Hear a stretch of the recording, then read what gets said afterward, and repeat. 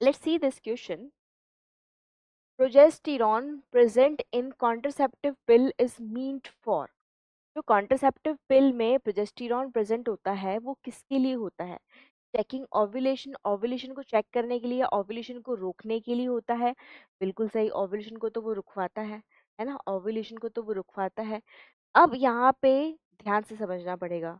Preventing fertilisation, अब आप कहेंगे मैम फर्टिलाइजेशन तो प्रिवेंट करता है ना, पर बेटा फर्टिलाइजेशन को प्रिवेंट करना इस उसका मैकेनिज्म ऑफ एक्शन नहीं होगा, है ना। ये तो उसको करना था। अब इन दोनों में से यदि आपको एक डायरेक्ट एक्शन पकड़ना है प्रोजेस्टेरॉन का, तो वो तो क्या होगा, ओव्यूलेशन को चेक करना, और ये करके फिर वो ओव्यूलेशन करके वो फर्टिलाइजेशन को प्रिवेंट करता है। ये तो सेकेंडरी हो गया ना, this would be secondary action. तो प्राइमरी एक्शन तो हमारे पास ए हो जाएगा। ठीक है, बाकी देखते हैं। प्रिवेंटिंग इम्प्लांटेशन ऑफ जाइगोट, अब मुझे बताओ कि जाइगोट का इम्प्लांटेशन होता है क्या बच्चों? सॉरी, क्या जाइगोट का इम्प्लांटेशन होता है? नहीं, एम्ब्रियो का इम्प्लांटेशन होता है। ये सही बात है कि प्रोजेस्टेरॉन जो है वो इम्प्लांटेशन को भी प्रिवेंट करता है और ओव्यूलेशन को भी प्रिवेंट करता है, लेकिन इम्प्लांटेशन जाइगोट का नहीं होता, एम्ब्रियो का होता है ना। दैट टू किसका हो रहा है? ब्लास्टोमियर का, वो ब्लास्टूला का हो रहा है। तो ये भी रॉन्ग हो जाएगा, है ना। फिर क्या ये क्लीवेज को ही प्रिवेंट कर देता है? क्या प्रोजेस्टेरॉन क्लीवेज को ही प्रिवेंट कर देता है? नो, है ना। अब ये जो प्रोजेस्टेरॉन है ये बेसिकली एक्शन कैसे करता है बच्चों? तो प्रोजेस्टेरॉन जो है वो क्या करेगा, जिसे हम बात करते हैं, दिस इज हाइपोथैलेमस।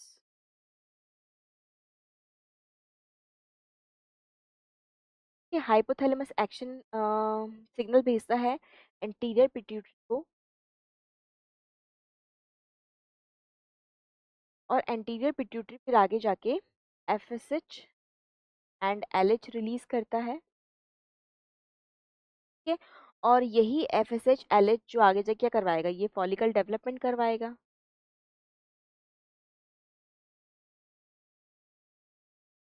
और एलएच क्या करवाएगा बच्चों? ओव्यूलेशन करवाएगा। अब आपने बाहर से दे दिया प्रोजेस्टेरॉन, आपने क्या किया, बाहर से दे दिया प्रोजेस्टेरॉन।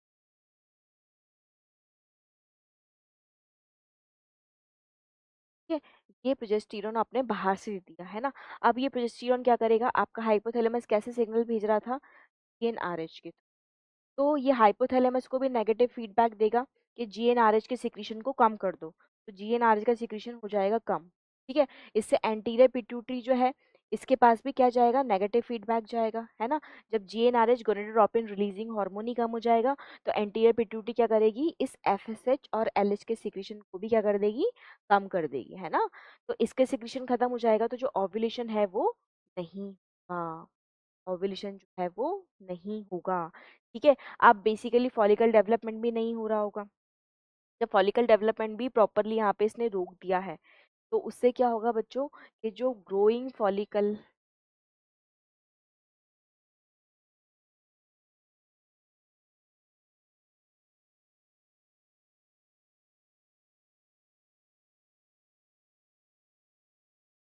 हाँ तो बच्चों यहाँ पे फॉलिकल डेवलपमेंट नहीं हो रहा होगा, तो फॉलिकल्स जो हैं वो भी जो हम बोलते हैं जो नेचुरल ईस्ट्रोजन प्रोजेस्टेरोन हार्मोन है वो नहीं निकल रहा होगा, तो इम्प्लांटेशन के लिए यूट्रस भी क्या होगा, प्रिपेयर नहीं होगा, तो इम्प्लांटेशन भी रोक दिया जाएगा।